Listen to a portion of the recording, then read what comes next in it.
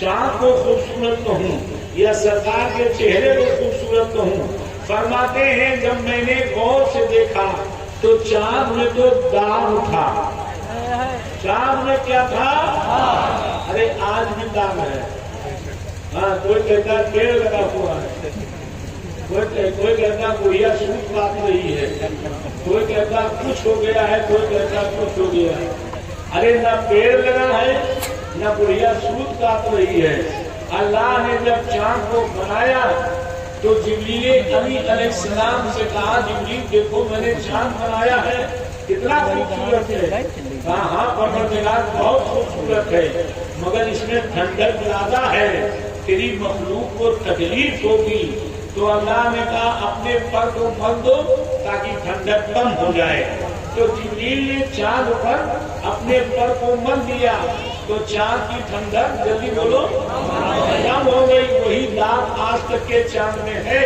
جبریل علیہ السلام کے پر ملنے کا تو جبریل نے چاند پہ تو پر ملا تھا لیکن مصطفیٰ جان رحمت کے چہرے پر کچھ نہیں ملا گیا تھا, نور پروردگار سے بنا تھا.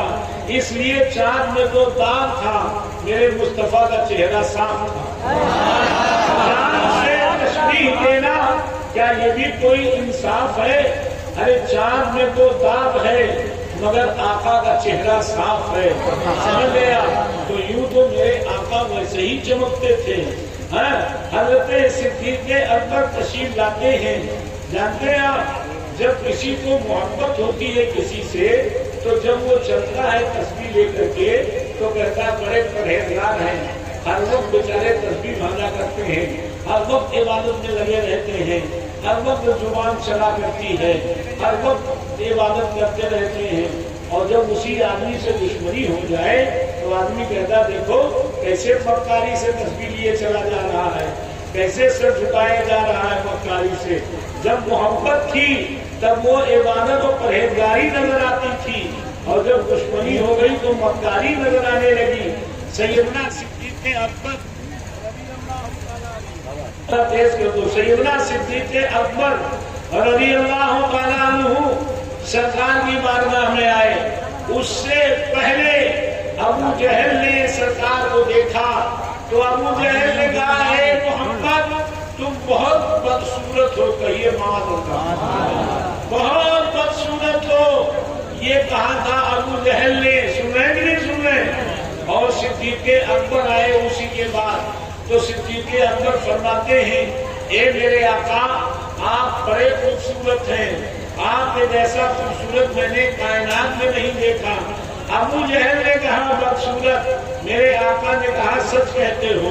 صدیق اکبر نے کہا خوبصورت, کہا تم سچ کہتے ہو. جبریل امی آئے, جبریل نے کہا آفات کہا گردیدام خوب بوتا گردیدام لیکن تو چیزیں دی گئی. اے میرے آقا میں نے زمین و آسمان کو دیکھا ہے, ساتوں طبق کو دیکھا ہے, میں فرشتوں کے بیچ میں رہتا ہوں, لیکن قسم ہے اس ذات کی کہ جس نے مجھ کو بنایا ہے, پروردگار کی قسم آپ کے جیسا خوبصورت میں نے کہیں نہیں دیکھا. آپ کچھ اور ہی چیز نظر آتے ہو. سرکار سے صحابہ نے پوچھا حضور ابو جہل نے آپ کو کہا آپ بدصورت ہو, آپ نے کہا صحیح کہہ رہے ہو. صدیق نے کہا خوبصورت ہو, آپ نے کہا صحیح کہہ رہے ہو. اور جبریل نے کہا آپ کے جیسا دیکھا نہیں, آپ نے کہا صحیح بات ہے. ایسا کیا معاملہ ہے؟ تو میرے آقا فرماتے ہیں اللہ نے مجھے آئینہ بنا کے بھیجا ہے. آئینے میں سامنے والا اپنی شکل دیکھ لیتا ہے. چونکہ ابو جہل بے ایمان ہے, ابو جہل کافر ہے, ابو جہل بدصورت ہے, ابو جہل عرب کا بننا ہے, اس سے خراب دنیا میں کوئی نہیں ہے. تو جب اس نے مجھے دیکھا تو اپنا چہرہ دیکھا. اور صدیق اکبر جو ہے صداقت کے پیکر ہیں, حسن کے پیکر ہیں, ایمان کے منبع ہیں, ایمان کے خزانہ ہیں. صدیق نے دیکھا تو اپنا چہرہ دیکھ لیا. اور جبریل جو ہے تمام فرشتوں میں رسول بنائے گئے ہیں اور सैयदुल मलाइका हैं, जिब्रील से खूबसूरत फरिश्तों में कोई नहीं। जिब्रील ने अपनी शक्ल देख ली है तो जिब्रील ने कहा हुजूर बड़े खूबसूरत हैं। मालूम ये हुआ जिसके हुस्न का चर्चा पूरी कायनात में हो उनकी औलादों का हाल क्या होगा, उनके बच्चों का हाल क्या होगा। बात आ गई है हुस्न की, थोड़ी देर सुन लीजिए। मैं ये नहीं कि मैं वक्त गुजार रहा हूँ, बल्कि मैं आप ये चाहता, आप जाइए तो अपने दिल में मोहब्बत रसूल लेकर के जाइए और दिल आपका मोहब्बत रसूल से जन्मनाने लगे, है ना। और जब तुम्हारे किसी दिल के कोने में ये आए कि सरकार मेरी तरह सुबह हो जाए, या ये हो कि पता नहीं यजीद हक़ है या हुसैन हक़ है, तो ये समझ लीजिए कि आपके अंदर से ईमान निकल रहा है और बेईमानी आ रही है। और जब किसी दुश्मन अहले बैत से और दुश्मन रसूल से दोस्ती हो जाए तो आप ये समझ लीजिए कि दिल खराब हो रहा है। आप ये समझ लीजिए कि दिल खराब हो रहा है, दिल सड़ने वाला है, दिल बेकार होने वाला है, समझना। इसलिए जो है न किसी दुश्मन पैगंबर से न किसी सुलह कुल्ली से दोस्ती होनी चाहिए और न जनाब अली दुश्मन अहले बैत से दोस्ती होनी चाहिए, न सिद्दीक़ अकबर के दुश्मनों से दोस्ती होनी चाहिए। दोस्ती सिर्फ मुस्तफा जाने रहमत, वफादार मुस्तफा, वफादार अहले बैत, वफादार सहाबा से होनी चाहिए, क्योंकि सोहबत का असर बहुत जबरदस्त होता है और सोहबत जो है वो आदमी को खराब कर देती है। आप मौलाना रूम फरमाते हैं सोहबत सालेह तुरा सालेह कुलब, सोहबत काले तुरा काले कुलब। खराब सोहबत को खराब बना देगी और अच्छी सोहबत तुझे अच्छा बना देगी। कुरान अजीम फरमाता है या अय्युहल्लज़ीना आमनुत्तक़ुल्लाह व कूनू मअस-सादिक़ीन, ए ईमान वालो अल्लाह से डरो और सोसाइटी अपनी अच्छी रखो, सच्चों के साथ हो जाओ। वो कूनू मिनस-सादिक़ीन, ये मौला अली के लिए नाजिल हुई है। ये किसके लिए नाजिल हुई है? मौला अली के लिए नाजिल हुई है, फातिमा ज़हरा के लिए नाजिल हुई है। समझ गए आप? ये मौला अली के लिए नाजिल हुई है। उनके तवस्सुल से फातिमा ज़हरा भी कही जाती हैं। मोहब्बत के साथ दुरूद पाक पढ़ना, अल्लाहुम्मा सल्ली अला सय्यिदना मौलाना मुहम्मदिन वअला वल करम। हुस्न के अल्लाह ताला ने 100 हिस्से किए। हुस्न के अल्लाह ने कितने हिस्से किए? जल्दी बोलो, जोर से बोलो। 100 हिस्से किए और 100 हिस्से में से अल्लाह ने एक हिस्सा निकाला। कितना हिस्सा निकाला? एक हिस्सा निकाला। उस एक हिस्से में से एक हिस्से का 2 हिस्सा किया। 2 हिस्से में से एक हिस्से से यूसुफ अलैहिस्सलाम को अकेले बना दिया और आधे हिस्से में पूरी कायनात को बना दिया। आधे हिस्से में नबी बोलो पूरी कायनात को बना दिया। मौला अली का जो कातिल था वो हुस्न के फरेब में फंसा था, जिसकी बुनियाद पर मौला अली का कत्ल किया। वो मौला अली का दुश्मन न था, दुश्मन बाद में हुआ जब तामा एक औरत थी उसके हुस्न के फरेब में फंसा और उसने ये शर्त लगाई। जब उसने कहा कि ए अली अली उसने कहा किससे? इब्ने मुलजिम से। इब्ने मुलजिम ने कहा तुम मेरे साथ शादी कर दो। कहा एक शर्त है। तो बहुत लंबा वाकया है मगर कल सब वाकया हो चुका है। मेरे साथ शादी कर लो। कहा ऐसा है कि 3 शर्तें हैं।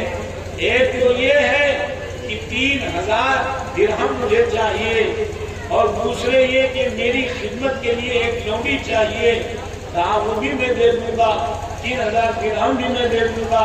कहा तीसरी शर्त ये है मौला अली का कत्ल करना,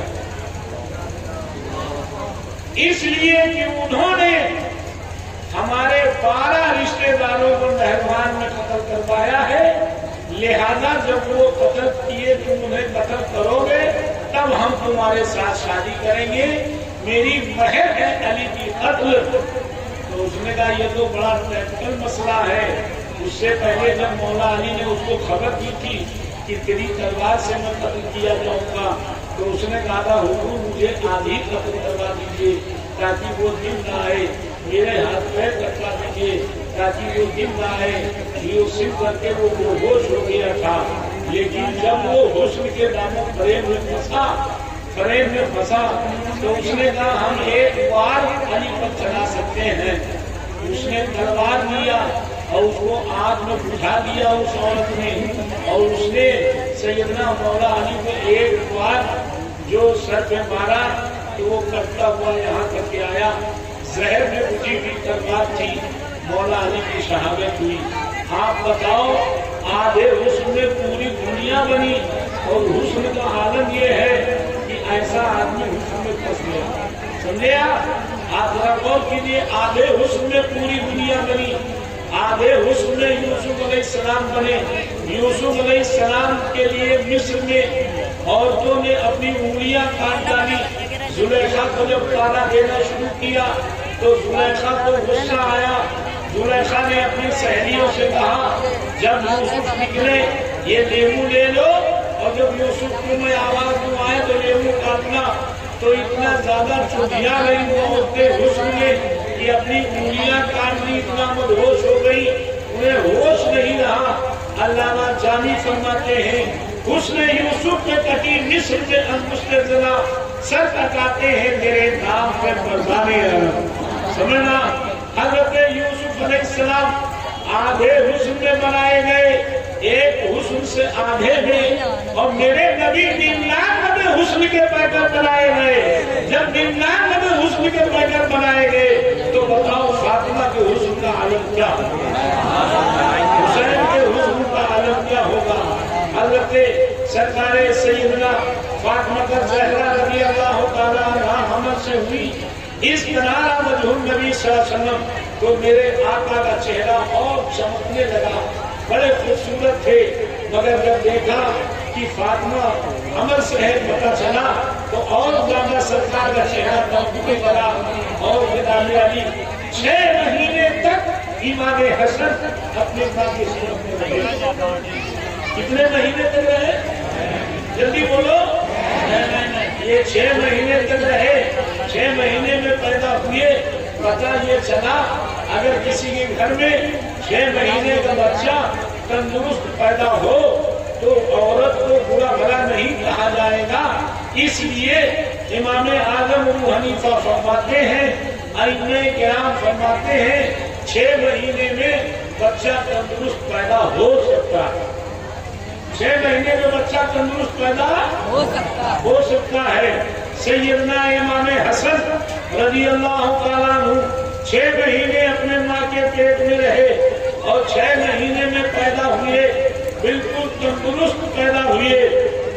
और जब हजरत इमाम हसन रज़ी अल्लाह तआला अन्हु पैदा हुए, फातिमा ज़हरा रज़ी अल्लाह तआला अन्हा फौरन नमाज के लिए खड़ी हो गई, फौरन नमाज के लिए खड़ी हो गई। नहलाने के लिए सरकार के गोद में दे दिए गए। सरकारे दो आलम सल्लल्लाहु अलैहि वसल्लम ने हजरत सैयदना इमाम हसन रज़ी अल्लाह तआला अन्हु को गुस्ल दिया। और एक जगह पर है कि हजरत इमाम हसन गुस्ल दे करके सरकार के गोद में दे दिए गए। बहरहाल यूं कहिए कि हजरत फातिमा ज़हरा रज़ी अल्लाह तआला अन्हा नमाज पे खड़ी हो गई। एक औरत जो है बदहवासी के आलम में, ताज्जुब के आलम में दौड़ी हुई सरकार के बारगाह में आई। कहा सरकार गजब हो गया। कहा क्या हुआ? कहा देखिए हसन पैदा हुए और फातिमा नमाज पे खड़ी हो गई। तो कहा उसमें ताज्जुब की क्या बात है? कहा अरे सरकार बच्चा पैदा होने के बाद عورت نماز کہاں پڑھ سکتی ہے؟ عورت تو ناپاک ہو جاتی ہے، لہذا وہ نماز کہاں پڑھ سکتی ہے؟ اس کو نفاس کا عارضہ شروع ہو جاتا ہے۔ کم سے کم جو ہے کم کی کوئی حد نہیں ہے، فوری طور پہ ساری ناپاکی آئے پاک ہو جائے، اور زیادہ سے زیادہ 40 دن تک کے 40 دن کے بعد عورت آٹومیٹک پاک ہو جائے گی۔ اس 40 دن کے اندر نماز نہیں پڑھ سکتی، قرآن نہیں پڑھ سکتی، روزہ نہیں رکھ سکتی۔ سمجھ گئے آپ؟ حضرت سرکار دو عالم جواب دیتے ہیں، اے عورت، یہ فاطمہ جو ہے عام عورتوں کی طرح سے نہیں ہے، لیکن میری فاطمہ پاک بنائی گئی ہے، نہ میری فاطمہ کو حیض آتا ہے، نہ نفاس آتا ہے، نہ باقی میں میری فاطمہ کو چھوا ہی نہیں، بلکہ میری فاطمہ نور ہے، اور نور سے ناپاکی کبھی نکلتی نہیں۔ اے مسلمانوں، اتنا پڑھنے کے بعد میں یہ سمجھ میں نہیں آتا ہے، بچہ جو بنتا ہے ماں کے پیٹ میں وہ اسی ناپاک خون سے بنتا ہے۔ آدمی اپنی بناوٹ کی حقیقت کو سمجھ لے تو کبھی مغرور نہیں ہو سکتا۔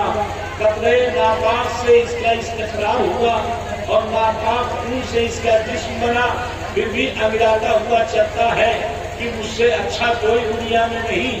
آپ ذرا غور کیجئے، خالی اپنی حقیقت پہ غور کر لیجئے تو کبھی غرور نہیں آ سکتا۔ یہ تو اللہ کا کرم ہے کہ اس نے ہم کو ایسا بنا دیا۔ سمجھ گئے آپ؟ سرکار دو عالم تاجدار انبیاء صلی اللہ علیہ وسلم کی شہزادی کو کبھی ناپاکی آئی نہیں، اور اسی ناپاک خون سے انسان کی بچہ بنتا ہے، تو جب خون وہ اندر تھا ہی نہیں تو حسن حسین بنے کیسے؟ ان کی تخلیق کیسے ہوئی؟ زینب کیسے بنی؟ کلثوم کیسے بنی؟ محسن کیسے بنے؟ حسن کیسے بنے؟ حسین کیسے بنے؟ تو دو لفظوں میں یہ ہے کہ میرے مصطفیٰ نور ہیں، فاطمہ نور ہیں، لہذا اسی نور سے حسن کی تخلیق ہوئی، اسی نور سے حسین کی تخلیق ہوئی، اسی نور سے محسن کی تخلیق ہوئی، اسی نور سے حضرت زینب کی تخلیق ہوئی، اسی نور سے اور لڑکیوں کی تخلیق ہوئی۔ جناب علی، اب حضرت امام حسن رضی اللہ تعالیٰ عنہ پیدا ہوئے، سرکار دو عالم صلی اللہ علیہ وسلم نے چھہارا چبا کر کے اور امام حسن کے حلق میں چپکایا اور تہنیت کیا اور کہا، اے علی، کیا نام رکھا ہے ان کا؟ حضرت مولا علی نے کہا، میں نے حرم نام رکھا ہے۔ میرے آقا، آپ کی موجودگی میں میری مجال کیا ہے کہ میں کنفرم کوئی نام رکھوں؟ نام سرکار آپ رکھ دیجئے۔ تو میرے آقا فرماتے ہیں، لا حرم بل حسن، حرم نہیں بلکہ حسن نام رکھو۔ تو حسن نام رکھا، یہ جنتی نام ہے، یہ ہارون علیہ السلام کے بیٹے کا نام ہے، شبیر و شبر، جس کا ترجمہ حسن اور حسین ہے۔ حضرت سرکار دو عالم صلی اللہ تعالیٰ علیہ وسلم نے حسن نام رکھا۔ حسن صفت مشبہ ہے، اس کا حسن، ان کے کمالات، ان کی خوبیاں کبھی ختم ہو ہی نہیں سکتی ہیں۔ جتنے ہی زیادہ کوئی مٹانے کی کوشش کرے گا اتنے ہی ان کی بلندی بڑھتی جائے گی۔ اسلام کی فطرت میں قدرت نے لچک دی ہے، جتنا ہی دباؤ گے اتنا ہی یہ ابھرے گا۔ یہ حسن و حسین یہ اسلام کی روح ہے، یہ حسن و حسین یہ اسلام کی جان ہے، یہ حسن و حسین یہ ایمان کی جان ہے، یہ ایقان کی جان ہے۔ اللہ کے رسول صلی اللہ علیہ وسلم فرماتے ہیں، ان الحسن والحسین ہما ریحانتایا من الدنیا، بے شک حسن و حسین جو ہے یہ دونوں دنیا میں دو پھول مجھے عطا کیے گئے ہیں، جب میں انہیں سنتا ہوں تو مجھے فرحت حاصل ہوتی ہے۔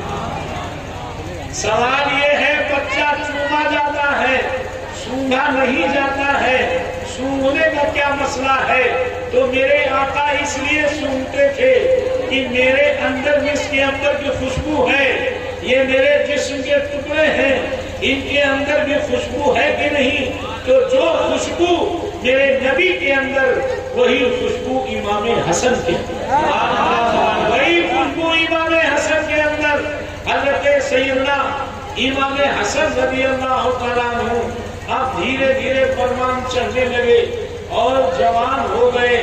سرکار سیدنا امام حسن رضی اللہ تعالیٰ عنہ بلندی پر پہنچ رہے ہیں. آپ ذرا غور کیجئے، سارے علم و فن سے، فن سپہری سے، سارے معاملات سے امام حسن واقف ہو گئے.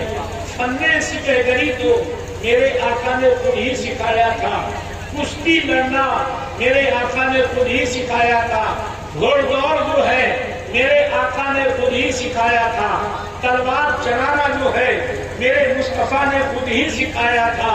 سمجھ گئے آپ کہ نہیں؟ کشتی کا مقابلہ میرے سرکار نے خود ہی کرایا تھا.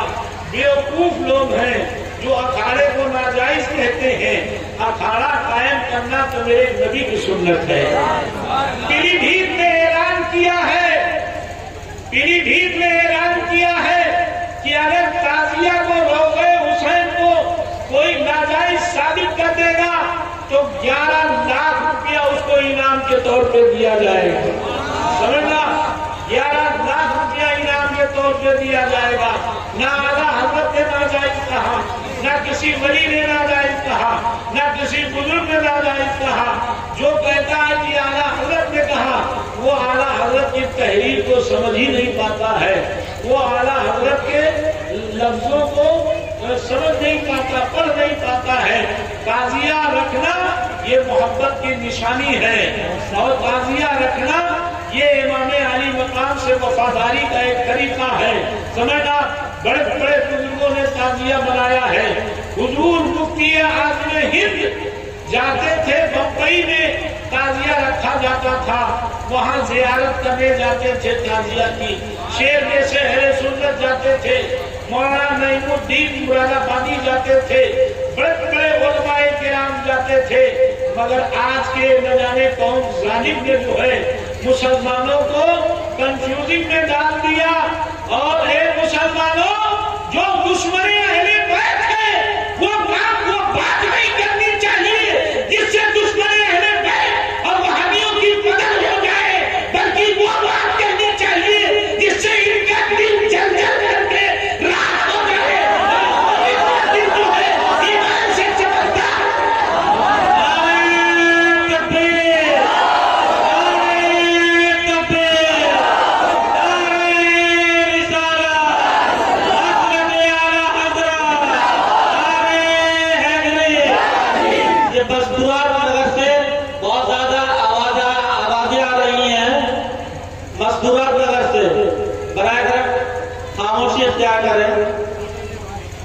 غور سے سنیے،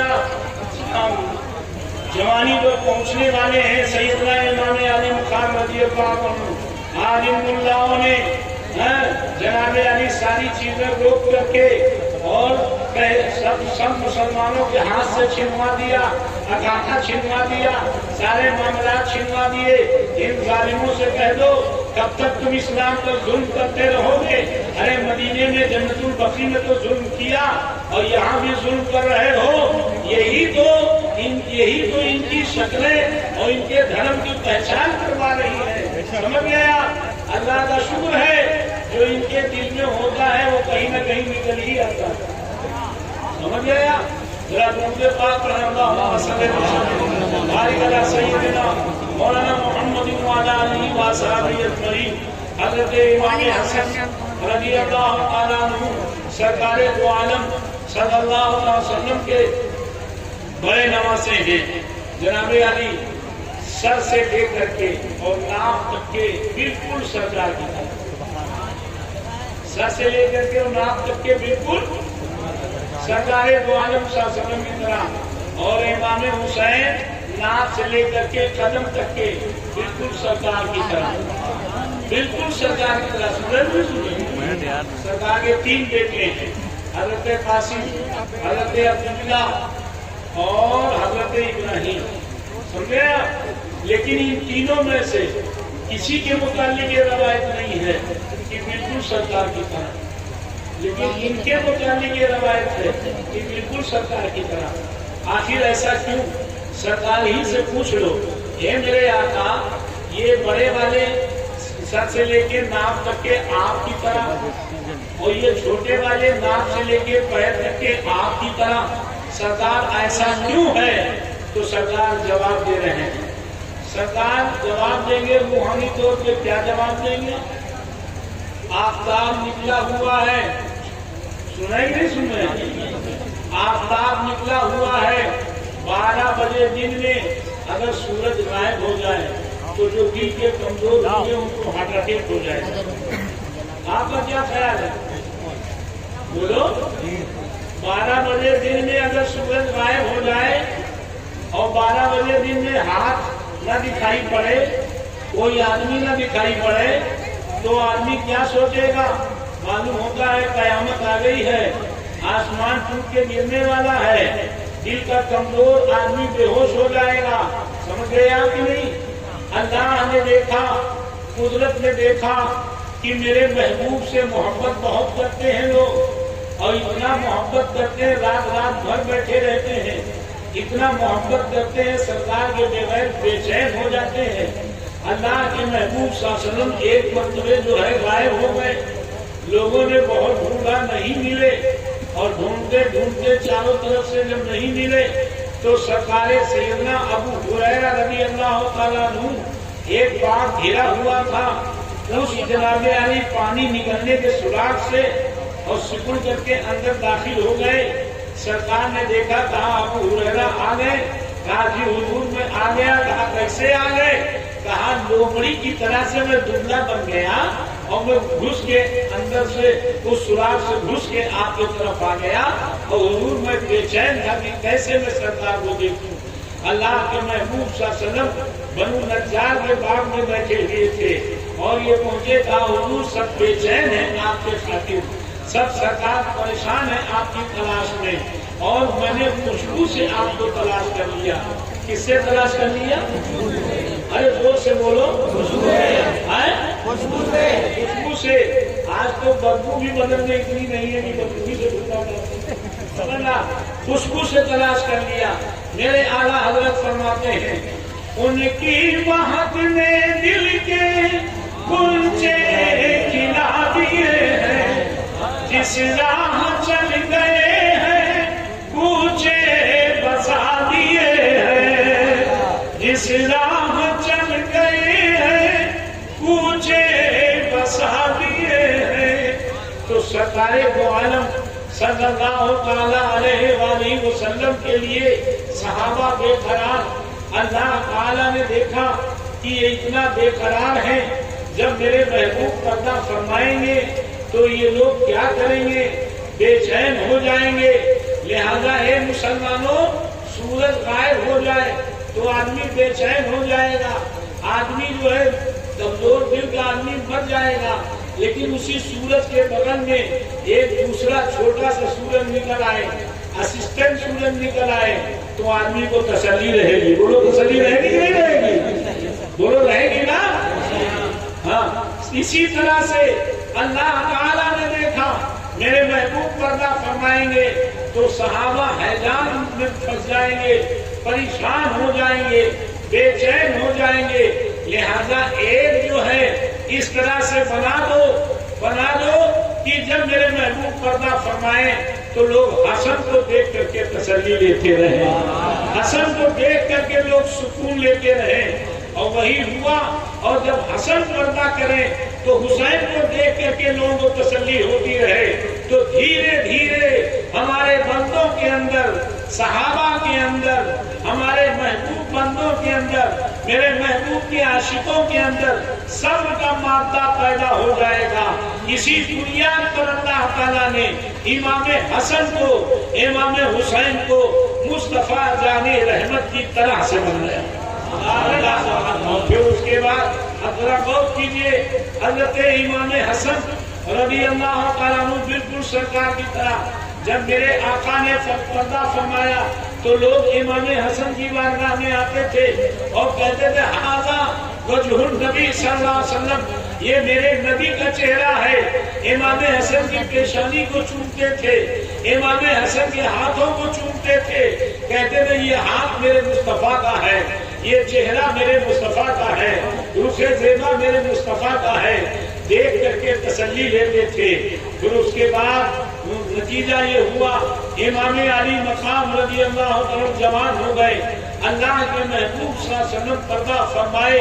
اب جناب علی شیرازہ منتشر ہونے لگا، حضرت صدیق اکبر نے پردہ فرمایا، عمر فاروق اعظم کی شہادت ہوئی، اور ادھر عثمان غنی کی شہادت ہوئی، ادھر مولا علی کی شہادت ہوئی، ادھر جناب علی امام علی مقام مولا علی کے جگہ پر مسند نشین ہوئے۔ اب یزیدوا کے پیٹ میں درد شروع ہوا کہ اگر حسین رہے تو ہمارا کچھ نہیں چلے گا۔ یزیدوا نے ترکیب لگانا شروع کیا اور امام حسن رضی اللہ تعالیٰ عنہ کو زہر دیا 7 بار۔ کتنا بار زہر دیا؟ بولو 7 بار زہر دیا۔ سمجھ گیا کس نے زہر دیا؟ اس کے اوپر تو بڑا اختلاف ہے، لیکن اکثر محدثین فرماتے ہیں یزید کی بنیاد پر، یزید کی چال سے امام حسن کو زہر دیا گیا، جس کا مجرم یزید ہے۔ جس کا مجرم کون ہے؟ جلدی بولو۔ یزید ہے، یزید۔ یزید سے بڑا خراب دنیا میں نہ کوئی پیدا ہوا ہے، نہ اب کوئی پیدا ہو سکتا ہے، سمجھنا۔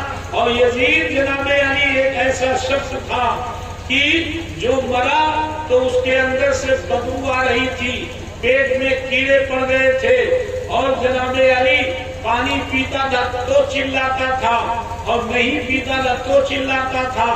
جب وہ مر گیا، گڈھا کھود کر کے لکڑی سے اس کو ڈھکیل کر کے اور گڈھے میں ڈوب دیا گیا۔ اتنا بڑا ظالم اور جابر تھا یزید، جس نے کعبے میں آگ لگوایا، جس نے مدینہ منورہ میں جناب علی آقا دو عالم صلی اللہ علیہ وسلم کے منبر شریف پر گدھے اور جناب علی گدھے گھوڑے بنوائے اور منبر شریف پہ پیخانہ کیا، اور جناب علی ہزاروں مسلمانوں کو، ہزاروں صحابہ کو قتل کروایا، اور زنا کو حلال کر دیا، شراب کو حلال کر دیا، اور جو قرآن پاک کے حرام کیے ہوئے چیز کو حلال کرتے وہ بھی مسلمان نہیں رہ جاتا، اور جو حرام کو حلال کرتے وہ بھی مسلمان نہیں رہ جاتا۔ اس نے جناب علی زنا کو حلال کر دیا، ماں کے ساتھ شادی حلال کر دیا، بہن کے ساتھ شادی حلال کر دیا، بیٹی کے ساتھ شادی حلال کر دیا۔ جو کچھ میں بول رہا ہوں ثابت کرنے کا ذمہ دار میں خود ہوں، سمجھنا، میں خود ثابت کرنے کا ذمہ دار ہوں۔ اتنا بڑا ظالم تھا، اور یہ ظالم بے ایمان، ڈپلیکیٹ نمازی، ڈپلیکیٹ مسلمان، یہ کہتے ہیں وہ اولی الامر تھا۔ اور ہندوستان کا پنڈا ذاکر نائک وہ کہتا ہے حسین جہنم میں چلے گئے اور یزید جنتی ہے۔ اے مسلمانوں، اے نوجوانوں، تم لوگ جو ہے اس کو موبائل پہ سنتے ہو، ارے ایسے کا نام سننا بھی جائز نہیں ہے، ایسے کا شکل دیکھنا بھی جائز نہیں ہے، ایسے کے ماننے والوں سے دوستی کرنا بھی جائز نہیں ہے، ورنہ جانتے ہو جو ملک کا دشمن ہوتا ہے، ملک کا ورودھی ہوتا ہے، جو اس کا دوست ہوتا ہے اس کی بھی انکوائری ہوتی ہے، جو اس کے دوست کا دوست ہوتا ہے اس کی بھی انکوائری ہوتی ہے، اس کی بھی جائیدادیں ضبط ہو جاتی ہیں، اس کے بھی مال ضبط کر لیے جاتے ہیں۔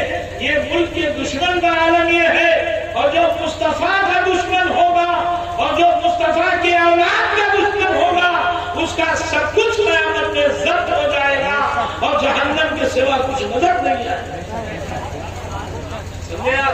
جناب علی یزید نے جو ہے حضرت امام حسن کو زہر دلایا، پہلی بار شہد میں زہر دیا، پیٹ میں درد شروع ہوا، امام علی مقام امام حسن سرکار دو عالم صلی اللہ علیہ وسلم کے روضہ منور پہ پہنچے اور کہا اے نانا جان دیکھیے آپ کی امت نے میرے ساتھ کیا کیا ہے، نانا جان دیکھیے کیا کیا ہے۔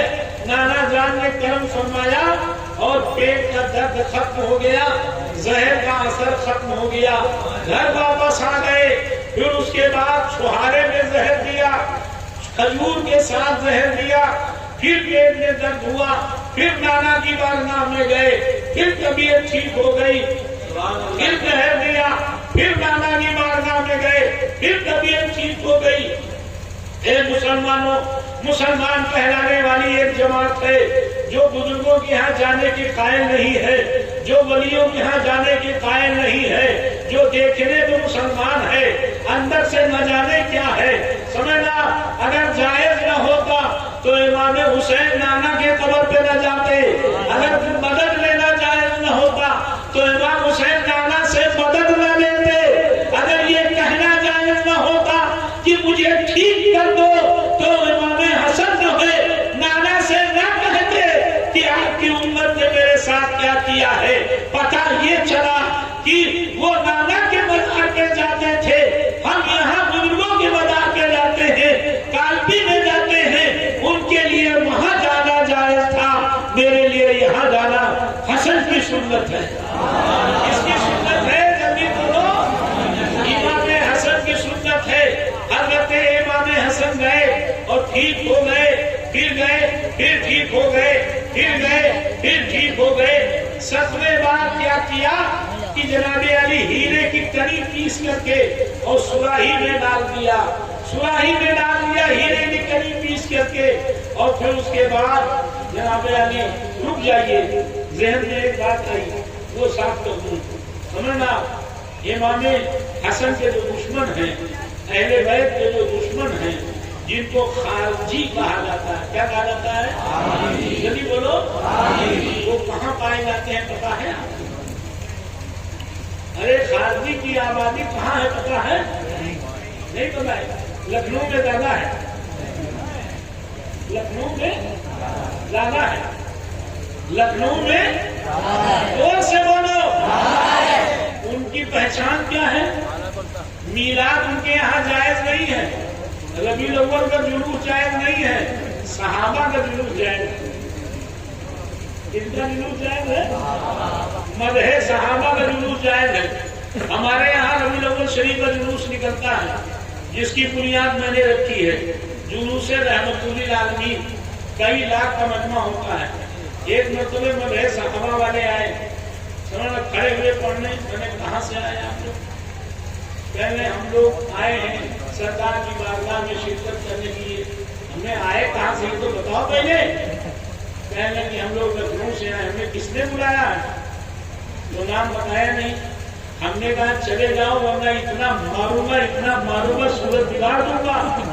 یہاں مدح صحابہ والے نہیں آتے، یہاں میلاد والے آتے ہیں، مدح اہل بیت والے آتے ہیں، جو مدح اہل بیت کرتے ہیں وہ آتے ہیں، جو مدح اہل بیت کے ساتھ مدح صحابہ کرتے ہیں وہ آتے ہیں۔ سمجھنا، تو خارجی جو ہیں وہ لکھنؤ میں ہیں، ان کی اولادیں کچھ اورئی میں بھی ہوں گی۔ اولاد کی تو قسمیں ہوتی ہیں، ایک روحانی اولاد، ایک جسمانی اولاد۔ ہم اپنے استاذ کی اولاد ہیں، ہم اپنے پیر کی روحانی اولاد ہیں۔ اسی طرح سے جو پیدا ہوتا ہے وہ جسمانی اولاد ہوتا ہے، اور جو طریقے کار پر عمل کرتا ہے وہ روحانی اولاد ہوتا ہے۔ اورئی میں بھی ڈھونڈو گے تو لکھنؤ خارجیوں کی روحانی اولادیں کہیں نہ کہیں ملیں گی۔ وہ کیا کہتے ہیں معلوم ہے؟ کہتے ہیں امام حسن بڑی شادیاں کرتے تھے، طریقے کار ان کا اچھا نہیں تھا، ان کا انداز اچھا نہیں تھا۔ کہو معاذ اللہ رب العالمین۔ سنو امام حسن کیوں شادی کرتے تھے، اس کی وجہ سنو۔ طبری نے لکھا ہے، اور ابو نعیم نے لکھا ہے، اور تاریخ الخلفاء نے لکھا ہے، اور جناب علی معالم النبوت نے لکھا ہے، اور جناب علی بڑے محدثین نے لکھا ہے۔ ایک حدیث نقل کی ہے، میرے آقا فرماتے ہیں، میرے آقا نے دعا کی، اے اللہ جس کا داماد میں بنوں، جس کا داماد میں بنوں، یا جو میرا داماد بنے، جس کا داماد میں بنوں یا جو میرا داماد بنے، جس کے رشتہ دار میں بنوں یا جو میرا رشتہ دار بنے، اے اللہ اس خاندان کو بخش دے، اس خاندان کو جلدی بولو بخش دے۔ اللہ نے اپنے محبوب کی دعا قبول فرمائی، امام حسن نے یہ دیکھا کہ نانا نے دعا کی ہے کہ جس کا میں رشتہ دار بنوں وہ جنتی ہوگا، جس کا جو میرا رشتہ دار بنے گا وہ جنتی ہوگا، تو اگر میں نے 10 عورتوں 10 لڑکیوں سے شادی کیا تو 10 خاندان اور ان کے رشتہ دار اور ان کے رشتہ دار، ان کے اوپر کے رشتہ دار، ان کے نیچے کے رشتہ دار سب جنتی ہو جائیں گے، سب بخش دیے جائیں گے۔ اسی لیے حضرت امام حسن نے 90 شادیاں کی ہیں، اور جناب علی زبردستی نہیں کرتے تھے، پڑھے لکھے لوگ تھے، آ کے ہاتھ جوڑتے تھے، سرکار نکاح کر لو پھر آپ طلاق دے دو تاکہ قیامت میں میں یہ کہنے کا حقدار ہو جاؤں میں حسن کا رشتہ دار ہوں، میں سرکار کا رشتہ دار ہوں، میں سرکار کے رشتے میں ہوں۔ اس لیے امام حسن رشتہ کرتے تھے، مگر بات یہ ہے لذت عشق نبی دل میں بسائے رکھنا، لذت عشق نبی دل میں بسائے رکھنا، یہ خزانہ ہے لٹیروں سے بچائے رکھنا، یہ خزانہ ہے لٹیروں سے بچائے رکھنا، آج جاہل بھی ہے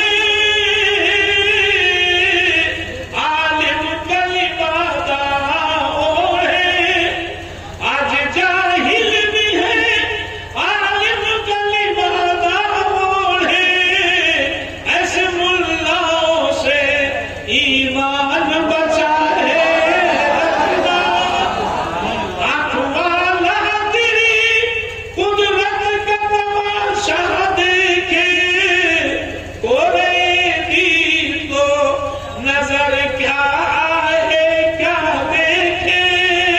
جو آنکھ والے ہیں، جو اہل بصیرت ہیں، جو ایمان والے ہیں، جو دیندار ہیں، ان کو امام حسن جنتیوں کے سردار نظر آتے ہیں، لیکن جو بے ایمان ہیں، جو بے دین ہیں، چاہے وہ نماز پڑھیں، چاہے وہ روزہ رکھیں، چاہے وہ تسبیح بھاجیں، چاہے وہ قرآن پڑھیں، چاہے وہ تلاوت کریں، ان کے نزدیک امام حسن رضی اللہ تعالیٰ عنہ معاذ اللہ رب العالمین قصوروار نظر آتے ہیں۔ یہ امام حسن کی بات نہیں بلکہ میرے نبی کو بے ایمان کہہ دیا، سمجھے آپ؟ وہ وقت نہیں ہے کہ میں بتاؤں کہاں ہے، یہ سمجھے آپ؟ ان ڈپلیکیٹ مسلمانوں نے میرے نبی کو کیا کیا نہیں کہا۔ 200 کفر کیے ہیں۔ کتنے کفر کیے ہیں؟ 200۔ کتنے کفر کیے ہیں؟ 200 کفر کیے ہیں، کتاب میں موجود ہے، ایک ایک کفر کتاب میں موجود ہے۔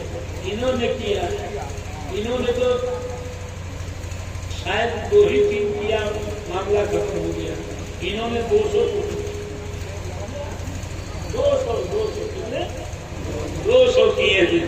جی لگا کے درود پاک پڑھیے، اللہم صلی علی سیدنا مولانا محمد صلی اللہ علیہ وسلم۔ ایک کرے وہ بھی کافر، 200 کرے وہ بھی بے ایمان، وہ بھی کافر، سمجھے آپ؟ امام حسن رضی اللہ تعالیٰ عنہ ہیرے کی کھنی پیس کر کے اور ڈال دیا گیا سراہی میں، رات میں اٹھے تہجد میں، تہجد کی نماز پڑھی۔ امام حسن سلطان الاذکار کے ماہر تھے۔ کس کے ماہر تھے؟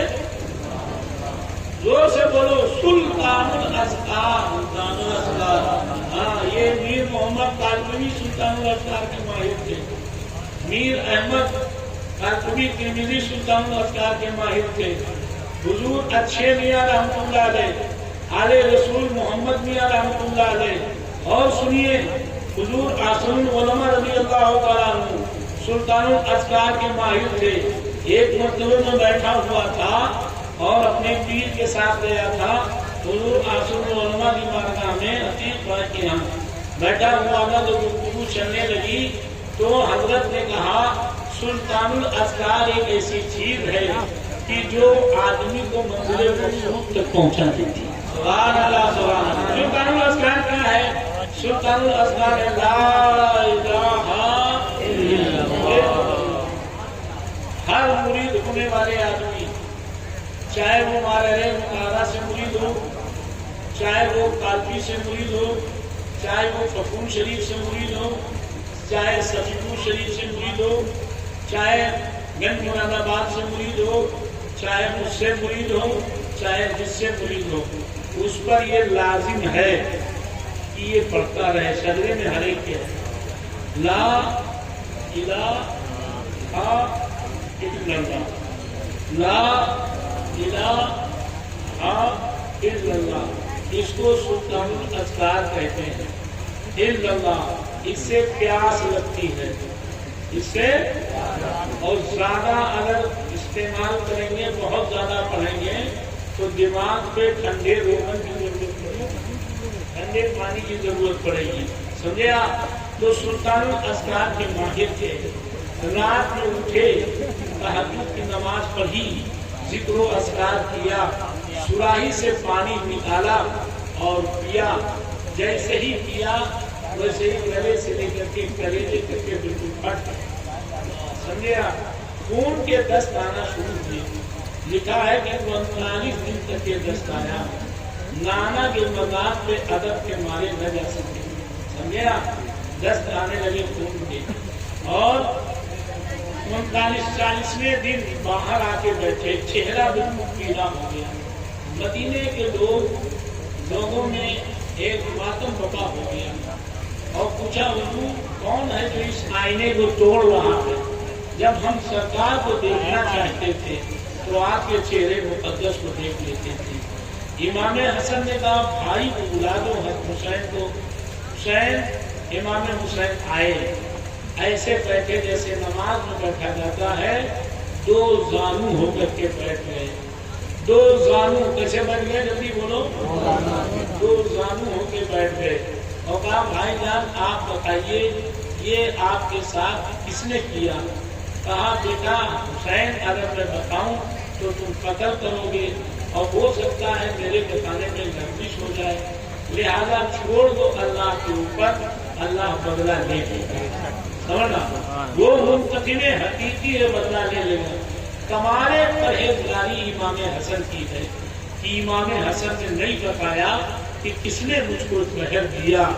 پھر اس کے بعد جناب علی کوئی بات چھپی تو رہتی نہیں ہے، جس نے زہر دیا جب اس کی مراد پوری نہیں ہوئی تو اس نے جربلا کر کے نہ جانے کتنی جگہ کہا ہوگا کہ میں نے اتنا بڑا کام کیا اور پھر بھی ہمارے ساتھ یہ ایسا دھوکہ کیا، سمجھے آپ؟ جناب علی زہر دیا، اور امام علی مقام رضی اللہ عنہ نے امام حسین کو بلایا، کہا اے حسین جیسے میں نانا کے مذاق پہ تھا ویسے تم رہنا، ویسے تم رہنا، اور ایسا ہے ایسے ہی زندگی گزارنا، اور یاد رکھو اے حسین میں ہی تمہارا قوت بازو تھا، میں ہی تمہاری طاقت تھا، میں رخصت ہو رہا ہوں، صبر سے کام لینا، اور مجھ کو نانا جان کے مزار کے بغل میں دفن کرنے کی کوشش کرنا، مگر مروان منع کرے گا، جب مروان منع کرے سمجھ گیا تو تم جھگڑا نہ کرنا، بلکہ اس سے کہنا کہ کہاں دفن کر دیا جائے، مسلمان کی لاش ہے کہیں تو دفن کرنی ہے، تو جب وہ کہے تو نانا جان تم اماں کے بغل میں دفن کر دینا، جنت البقیع میں۔ سنیں گے؟ سنیں؟ مروان کون ہے؟ سب سے پہلے مزار پہ جانے سے اگر روکا ہے تو مروان نے روکا، سب سے پہلے جس نے روکا ہے مزار پہ جانے سے، کس نے روکا ہے؟ مروان نے۔ سب سے پہلے مزار پر سر رکھنے کو، چہرہ رکھنے کو شرک کہا ہے تو مروان نے کہا، سمجھے آپ؟ سرکار اعلیٰ حضرت فرماتے ہیں کہ ایک شخص، سنا بھی سنا نہیں رہی ہے، فرماتے ہیں اعلیٰ حضرت کہ ایک شخص سرکار دو عالم صلی اللہ علیہ وسلم کے مزار مبارک پر اپنے چہرے کو مل رہا تھا، تو جب چہرہ ملے گا تو سر پیچھے ہو جائے گا کہ آگے رکھے گا؟ جلدی بولو یار، ارے جب چہرہ ملے گا تو سر کو اتار کے رکھ دے گا، کیسے ملے گا؟ جب چہرہ ملے گا قبر کے اوپر یا کسی کے چوکھٹ پر، یہ ملے گا، یہ ملے گا، یہ ملے گا، تو سر بھی تو ساتھی میں رہے گا کہ الگ ہو جائے گا؟ بولو جلدی سے۔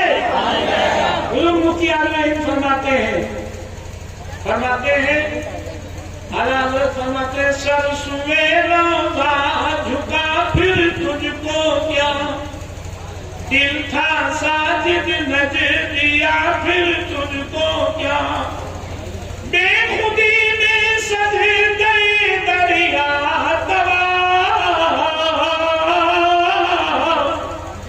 بے خودی میں سج گئے دریا تباہ، جو کیا اچھا کیا پھر تجھ کو کیا، جو کیا اچھا کیا پھر تجھ کو کیا، تیری دوزخ سے تو کچھ چھینا نہیں، تیری دوزخ سے تو کچھ چھینا نہیں، خلد میں پہنچا رضا پھر تجھ کو کیا، خلد میں پہنچا رضا پھر تجھ کو کیا۔ اور حضور مفتی عالم فرماتے ہیں کہ میں نے نذرانے کے طور پہ اپنا سر قدموں کی پیش کیا تو بے خودی میں سب نئے دریا تباہ، کیا ہے سنگے درے جانا ہے کرتا ہوں جبھی سائی، نجشندہ نہ سمجھ نجدی سر دیتا ہوں نذرانہ، سمجھا؟ تو جناب علی اپنے سر کو مل رہے تھے، اپنے چہرے کو حضور کے روضے پر مل رہے تھے، یہ مروان گرگٹ کا بچہ پہنچا اور اس نے جناب علی گردن پہ یوں ہاتھ رکھا، کہا کون ہے جو شرک کر رہا ہے؟ انہوں نے یوں نظر اٹھائی، سرخ آنکھوں سے دیکھا، کون تھے معلوم ہے؟ کون تھے معلوم ہے؟ حضرت ابو ایوب انصاری تھے۔ کون تھے؟ حضرت ابو ایوب۔ اے انصاری جماعت کے لوگوں، اگر اپنے جد اعلیٰ کے وفادار ہو، چھوڑ دو حامیوں کو۔ برادری نہیں چلتی ہے، ایمان چلا کرتا ہے، اسلام چلا کرتا ہے، ایمان چلا کرتا ہے، وفاداری چلا کرتی ہے۔ ابو ایوب انصاری رضی اللہ تعالیٰ عنہ فرماتے ہیں میں کسی اور کے قبر پہ اپنے چہرے کو نہیں مل رہا ہوں، بلکہ اپنے مصطفیٰ جان رحمت کے چہرے پہ مل رہا ہوں، قدم ناز پہ مل رہا ہوں۔ وہ تیرے نزدیک یہ شرک ہے تو حلال کیا ہے، جائز کیا ہے؟ میرے نبی نے فرمایا ہے ایسے جاہل لوگ پیدا ہوں گے جو جائز کو ناجائز کہیں گے اور جناب علی جائز کو شرک کہیں گے، یہ میرے سرکار نے سچ فرمایا۔ یہ ابو ایوب انصاری کے جملے ہیں جو حضرت ابو ایوب انصاری نے مروان سے کہا تھا، روکا تھا بنو امیہ والوں نے اور چہرہ ملا تھا انصاری نے۔ ذرا محبت کے ساتھ درود پاک پڑھائیں، اللہم صلی علی سیدنا محمد۔ سب ہمارے ہیں، صدیقی ہیں وہ بھی ہمارے ہیں، انصاری ہیں وہ بھی ہمارے ہیں، منصوری ہیں وہ بھی ہمارے ہیں، خان صاحب ہیں وہ بھی ہمارے ہیں۔ جو نبی کا ہے وہ ہمارا ہے، ہم اس کے ہیں وہ ہمارا ہے۔ سمجھنا محبت یہی تو ہے اسلام میں، جو مصطفیٰ کا غلام ہے میرے سرکار ہے۔ اعلیٰ حضرت میرے رشتے دار نہیں، اعلیٰ حضرت میرے برادری کے نہیں، اعلیٰ حضرت میرے گاؤں کے نہیں، اعلیٰ حضرت میرے خاندان کے نہیں، اعلیٰ حضرت میرے نبی کے غلام ہیں، وفادار نبی ہیں، اس لیے میرے سر کے تاج ہیں، اس لیے میرے سر کے تاج ہیں۔ سمجھ گیا؟ وفاداری کی بنیاد پر ماں رہنا والوں نے اعلیٰ حضرت کو اعلیٰ حضرت بنا دیا، حضرت وارث پاک نے اعلیٰ حضرت کو اعلیٰ حضرت بنا دیا۔ سمجھے آپ؟ ماں رہنا مقدسہ کے لوگوں نے یہ بنا دیا کہ جو اعلیٰ حضرت کا ہے وہی ہمارا ہے۔ محبت کے ساتھ درود پاک پڑھیں، اللہم صلی علی سیدنا محمد۔ حضرت سیدنا امام حسن رضی اللہ تعالیٰ عنہ نے حضرت امام حسین کو وصیت کی اور وصیت کرنے کے بعد تھوڑی دیر کے بعد روح قبض منصری سے پرواز کر دی۔ انا للہ و انا الیہ راجعون۔ ہاں، یہاں سے لے کر کے سر سے لے کے ناک تک سرکار کی طرح امام حسن، اس لیے تاکہ زہر منہ سے جائے گا، تو شہادت سری کی بھی مالک کرتا سمجھنا. پھر اس کے بعد جناب علی آگے بڑھیے. اب امام حسن حسین رضی اللہ تعالیٰ عنہ سب کو بلایا اور سرکار کے مزار کے بغل میں قبر ڈھونڈنا تیار کرنا چاہا. مروان آیا. مروان نے کہا کیا کر رہے ہو حسین؟ کہا بھائی کا انتقال ہو گیا ہے, بھائی شہید ہو گئے ہیں, شہادت سری کے مالک ہو گئے ہیں, بھائی کے لیے قبر تیار کر رہا ہوں. تو وہ ظالم کہتا کیا ہے, تمہارا بھائی اور حضور کے بغل میں رہنے کے لائق. جو اتنا کہا تو امام حسین بڑے تیز جلال میں آئے. پہلے ظالم, اگر میرا بھائی جو زندگی بھر میرے نانا کے سینے پہ کھیلتا رہا, کندھے پہ کھیلتا رہا, زبان سرکار چساتے رہے, ہونٹ چوستے رہے, کندھے پہ بیٹھاتے رہے, اور جن کو کہا جنت کا سردار ہے, اگر وہ نہیں رہے گا نبی کے بغل میں تو تیرا باپ رہے گا, باپ رہے گا. اتنا کہنا تھا کہ امام حسن عالم مثال میں آگے کھڑے ہو گئے. میں نے تم سے کہا تھا کہ لڑائی نہ کرنا, کچھ کہنا نہیں ہے تم, مگر تم مانے نہیں. ہمیں ماں کے بغل میں دفن کر دو. امام حسن رضی اللہ تعالیٰ عنہ جنت البقیع میں دفن کر دیے گئے. توجہ ہے کہ نہیں؟ جنت البقیع میں دفن کر دیے گئے. بےایمانوں نے یہ سوال کرنا شروع کیا, جب رسول اللہ صلی اللہ علیہ وسلم نے صدیق اکبر کو بلا کر کے دفن کروایا, کس کو بلا کے دفن کروایا؟ صدیق اکبر کو بلا کے دفن کروایا. تو حسن کو اتنا چاہتے تھے, حسن کو بلا کے کہیں دفن کروا دیا. اگر حضور آواز دے دیتے حسن کو میرے بغل میں دفن کر دو, تو مروان کی کیا حیثیت تھی جو مروان روک سکتا تھا, تلواریں نکل آتی, حسن نہیں دفن کیے جاتے. ارے راز کی بات کوئی کیا جانے. جب حضرت امام حسن رضی اللہ تعالیٰ فرمائے, فاطمہ زہرا مصطفیٰ کی بارگاہ میں آئی. سبحان اللہ. فاطمہ زہرا مصطفیٰ کی بارگاہ میں آئی. کہا اے ابو جان, آپ کے بغل میں صدیق اکبر ہے, آپ کے بغل میں عمر فاروق اعظم ہے, میرا ایک بیٹا ہے وہ رہے گا کربلا میں, ایک بڑے بیٹے کو میرے بغل میں دفن کروا دیجئے تاکہ میں تسلی لیتی رہوں. میرے مصطفیٰ جان رحمت نے فاطمہ جان رحمت کے فاطمہ زہرا رضی اللہ تعالیٰ عنہ کے درخواست کو قبول فرمایا اور امام حسن کو جنت البقیع میں بھیج دیا کہ جاؤ اپنی ماں کے پاس رہو. آج امام حسن جنت البقیع میں فاطمہ زہرا کے بغل میں ہے. امام حسن کے قبر کو وہابیوں نے کھود کر کے بھیج دیا. وہابیوں نے قبر توڑ ڈالی, توڑ ڈالا. سمجھ گیا؟ آپ ذرا غور کیجئے دشمنی کی انتہا کیا ہے.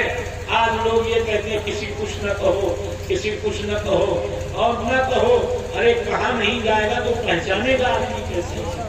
اگر یہ کہا جائے سمجھے آپ کہ 2 کان والے جانور حرام, 2 آنکھ والے جانور حرام, 2 4 پیر والے جانور حرام ہیں, اور جس کے سامنے ناک ہو اور سامنے منہ ہو حرام, تو آدمی سوچے گا بکرا بھی حرام ہے, آدمی سوچے گا بھیڑ بھی حرام ہے, آدمی سوچے گا جناب علی پڑوا بھی حرام ہے. ارے کہنا پڑے گا کتا حرام, کہنا پڑے گا سور حرام, تب پتا چلے گا. اسی طرح سے کہنا پڑے گا کہ وہابیوں نے ظلم کیا ہے, تب پتا چلے گا, تب پتا چلے گا. ورنہ آدمی کہے گا اتنا بڑا نمازی ایسا کیسے ہو سکتا ہے, اتنا بڑا حاجی ایسا کیسے ہو سکتا ہے. یہ بتانا پڑے گا, یہ فرضی ہے, فرضی. سمجھا؟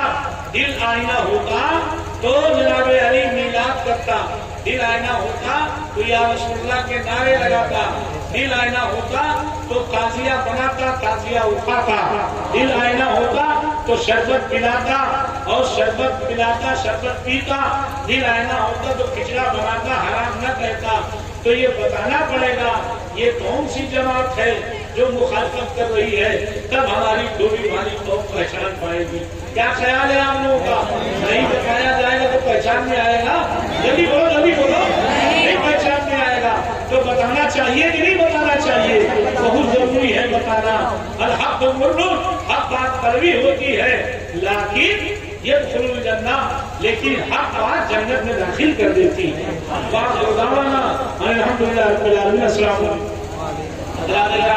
کل پیغام شہید اعظم کی 5ویں محفل کے مقرر خصوصی میں آل رسول اولاد غوث اعظم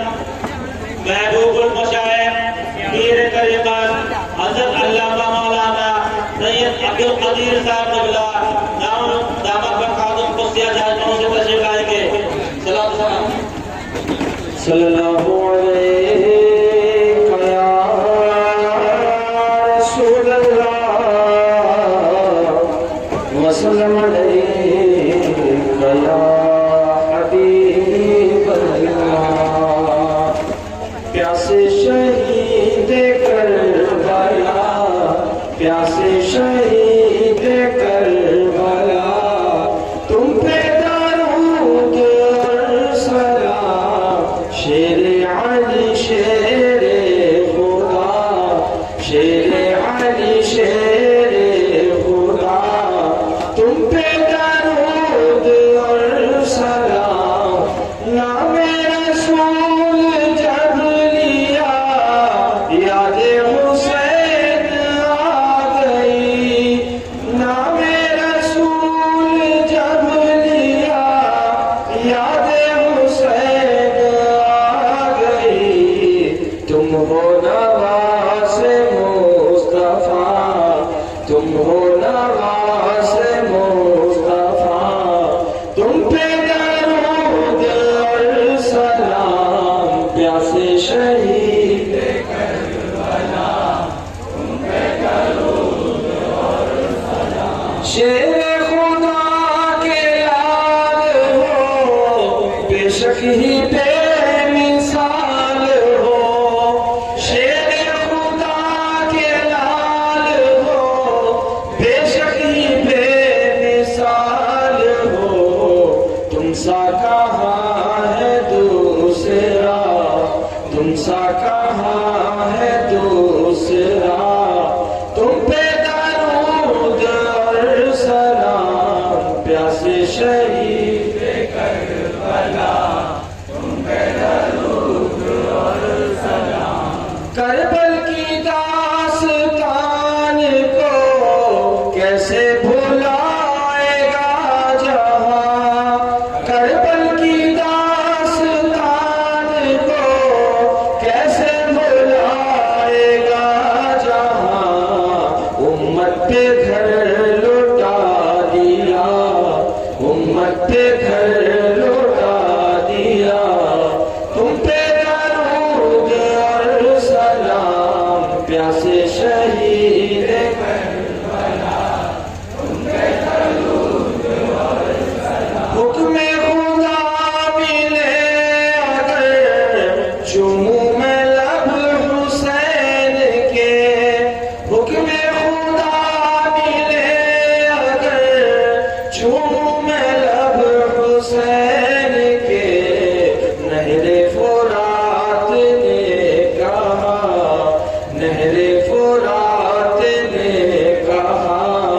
تم پہ درود اور سلام پیاسے شہید کربلا تم پہ درود اور سلام وعدہ نبھایا کس طرح شان حسین دیکھیے وعدہ نبھایا کس طرح شان حسین دیکھیے سجدے میں سر کٹا دیا سجدے میں سر کٹا دیا تم پہ درود اور سلام ابن علی کی یاد میں آنسو بہائے گا جہاں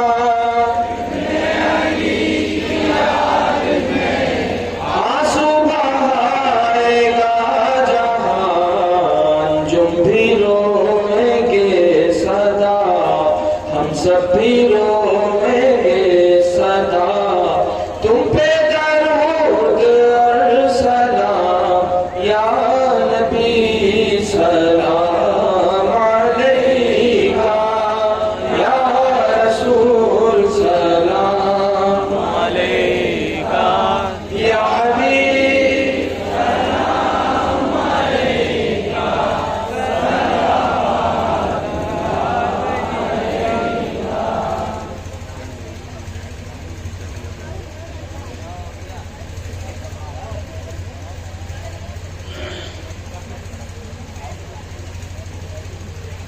الصلاة والسلام عليك يا رسول الله صلى الله عليه وسلم اول آخر درود شریف 3 مرتبہ قل هو اللہ شریف پڑھ لیجیے دھیرے دھیرے.